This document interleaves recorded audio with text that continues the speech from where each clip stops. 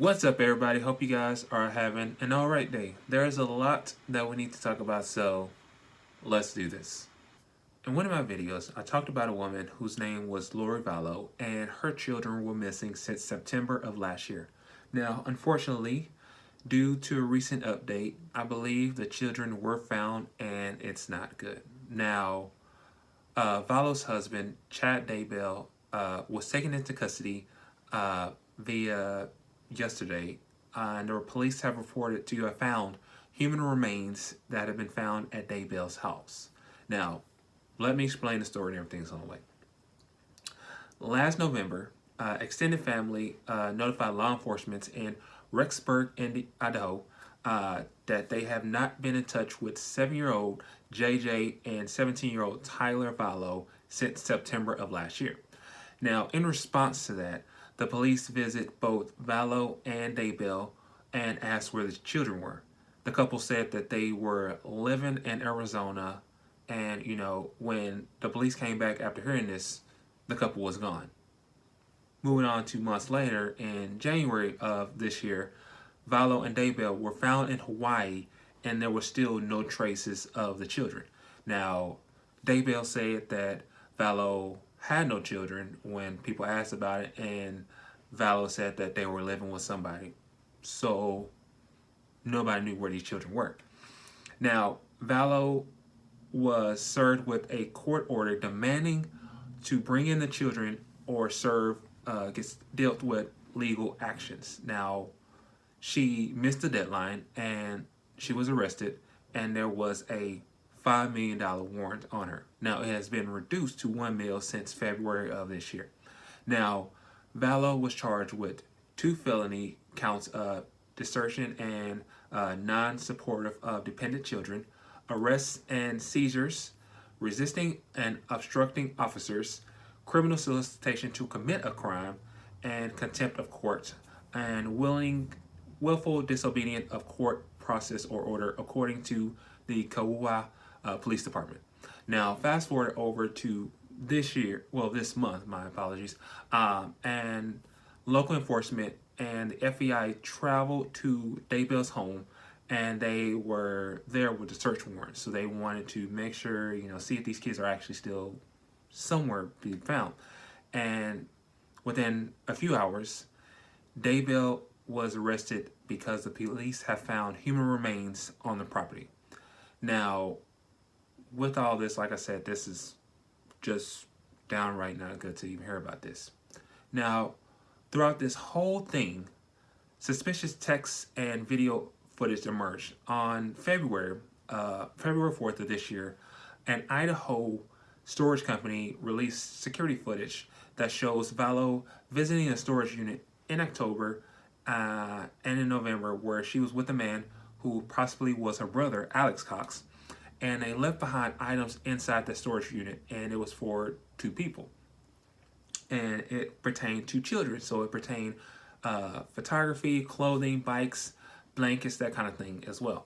And then in January, Vallow's card was declined, and this prompted the storage unit to contact the police. So basically, she was paying she was doing auto pay each month. However, when January hit, it just didn't work.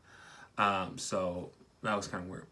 And then moving on to February, CBS News reported that in Idaho, police had found Tylee's, who is the 17-year-old, cell phone with Vallow and Daybell, and that it had been used during the 17-year-old's disappearance. So, again, this is just unfortunate to hear.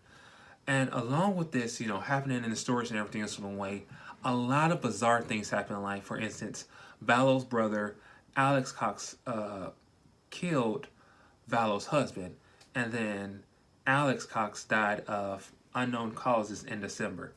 But hearing about this story, it's a lot, when working with kids, those kids mean a lot to you and everything else on the way. And just, if they're not there, you get worried about where are those kids. You call the parents, you say, hey, is your child okay? Everything else on the way. And, they say they're okay, but are they really okay? And hearing about this with with these 2 children, it's just very devastating to hear about this. And, I just, I worry so much, but yeah, it's a lot with this. But what are you guys' thoughts about this and everything else online? Now, this next story, we actually have to travel. We have to travel all the way to New York, and because there's a few things happening over there. Now, do y'all remember in one of my videos, I talked about Amy Cooper, a white woman, lying to the police about Christian Cooper, an African-American man, and their relation, and saying that he attacked her while they were at the park. Well, the governor, Cuomo, is pushing state lawmakers to pass a law called the Amy Cooper Bill. That is right. He is trying to pass a law called the Amy Cooper Bill. Now, this bill was introduced in 2018 and is carried by Assemblyman Felix Ortiz, and it is expected to pass this week.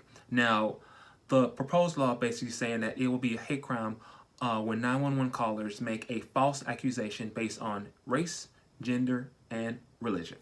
Now, the governor said that we have received 911 calls based on, race, and they were false calls.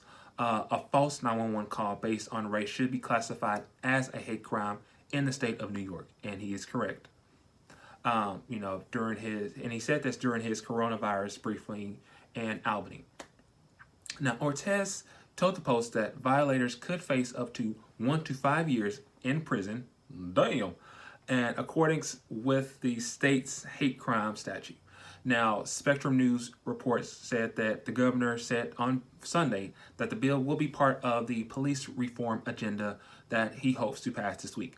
Other measures including a statewide ban on chokehold by police, automatically appointing a special prosecutor to investigating questionable police shootings, and a repeal of the law known as 50A, which shields disciplinary records of police officers from public view.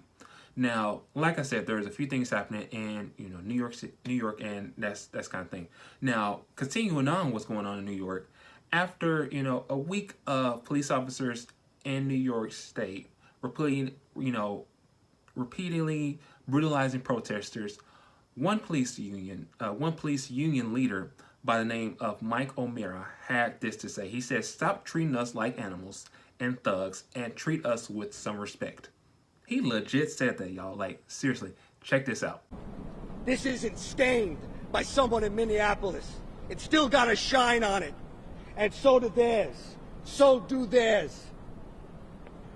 Stop treating us like animals and thugs and start treating us with some respect.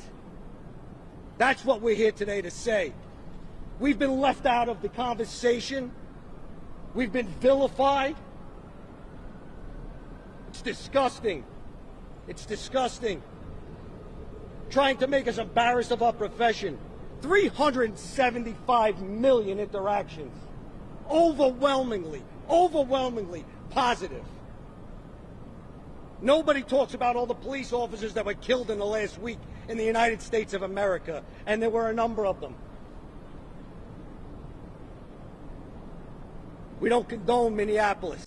We roundly reject what he did as disgusting. It's disgusting. It's not what we do. It's not what police officers do. Our legislators abandoned us.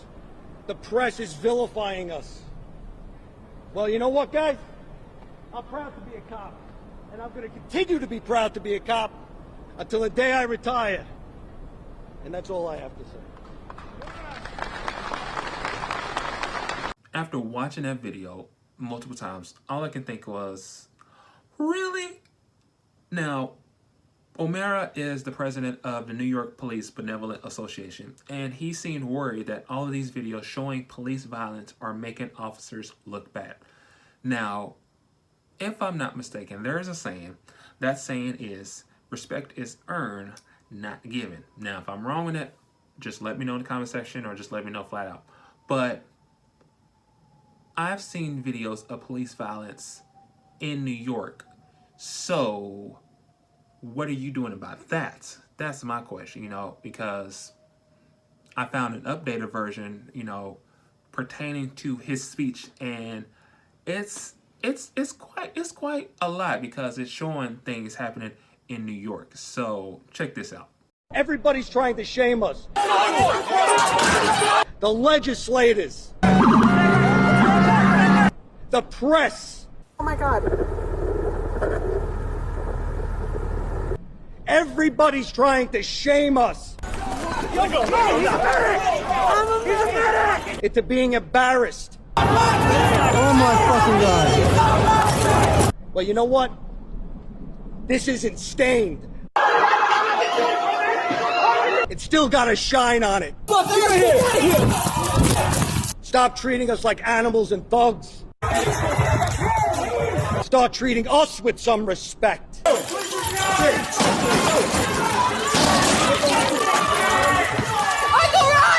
It's disgusting.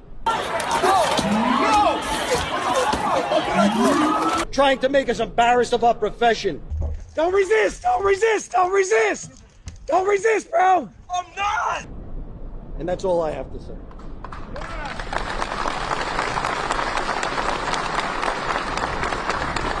So, to O'Mara, what can you tell me that you guys are doing about New York? So, if you're out there saying police violence is making you look bad, what about that? You know, all these people are protesting peacefully, yet this is going on. You know, I've got friends and, you know, who live in New York, and, you know, they tell me about these sort of things that's happening out there. I mean, that curfew is going on, but at the same time, people are still working during that curfew. However, police are attacking those people that are working during the curfew. So what's happening? You know, where is this going? You know, after your speech, where is this going? But people, what can you tell me about your thoughts about his speech and everything, what going on in New York?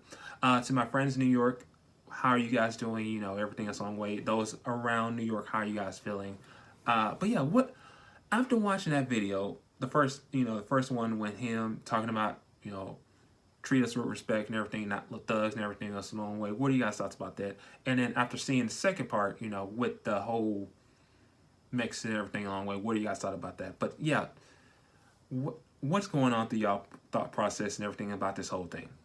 Now, after dealing with New York, let's move over and travel 18 hours by car or, you know, by plane to Minneapolis.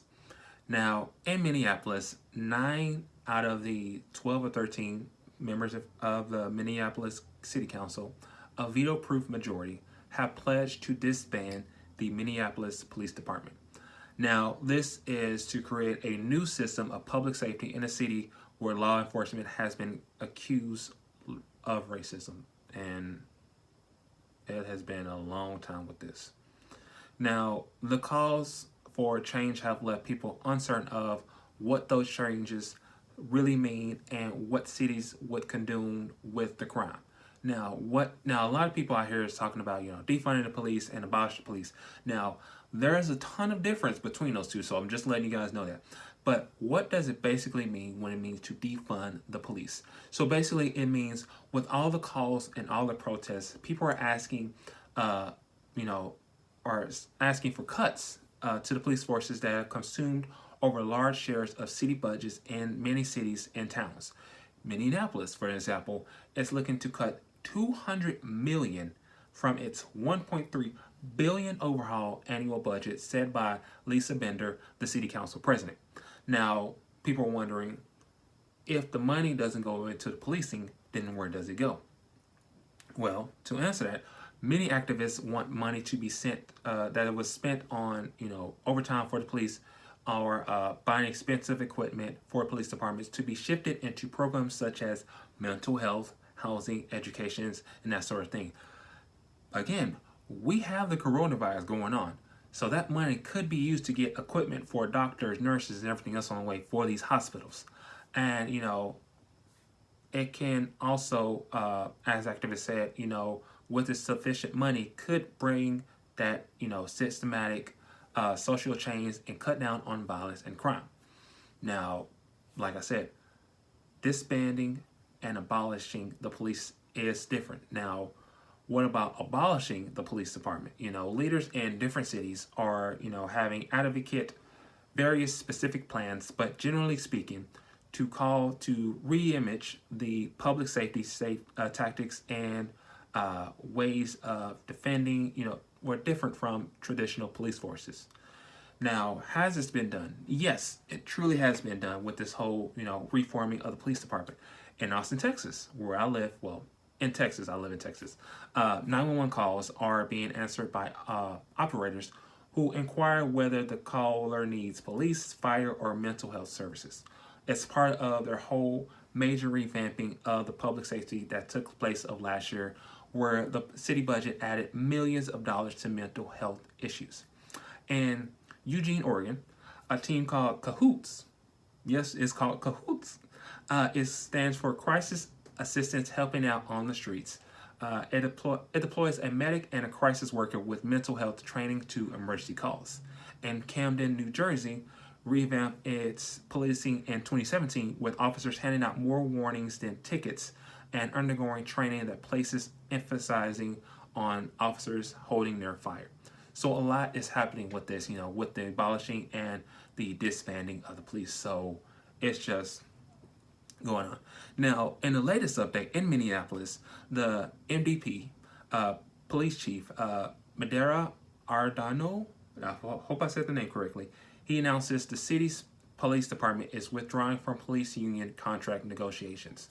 Now, he said this is further examining those significant matters that touch on subjects such as protocol or use of forces. That is major. I'm just going to say that is really, really major to hear about this kind of thing. But yeah, a lot is going on with this, and so much, with everything happening, with these protests, with all of this violence and everything else, in a way, I'm seeing more and more protests, and I'm hearing more and more people letting their voices be heard, and that's actually a really good thing.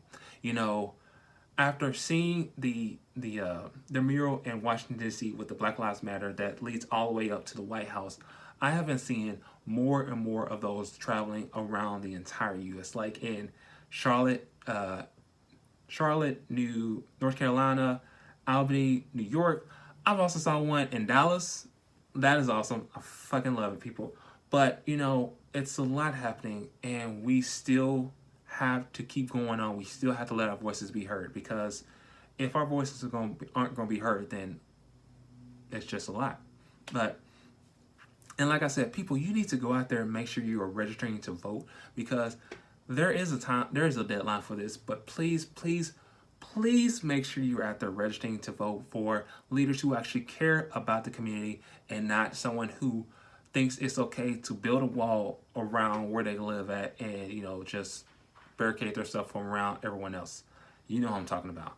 But yes, go out there, register to vote, let your voices be heard, and so much more. But with that being said, you guys, what are your thoughts about what's happening in New York? What you guys thinking about Minneapolis, about the Vallow case and everything else along the way? Let me know what you guys are thinking and what's going on out there, because I'm always trying to get the word out to you guys as well. But like, share, comment, subscribe. Whenever you subscribe, hit that little bell so you know that I have a new video coming out and everything else along the way. Funny enough, someone mentioned in my video I was talking about J.K. Rowling, it was actually featured in a German news report, and I freaked out when I saw it. But let me know what you guys think in the comment section below, or just let me know in general, okay? But I love all you guys so much. Please be safe out there. If you're going out, make sure you're wearing masks, because coronavirus is still happening, okay? Let your voices be heard. Peace out, you guys. Black Lives Matter.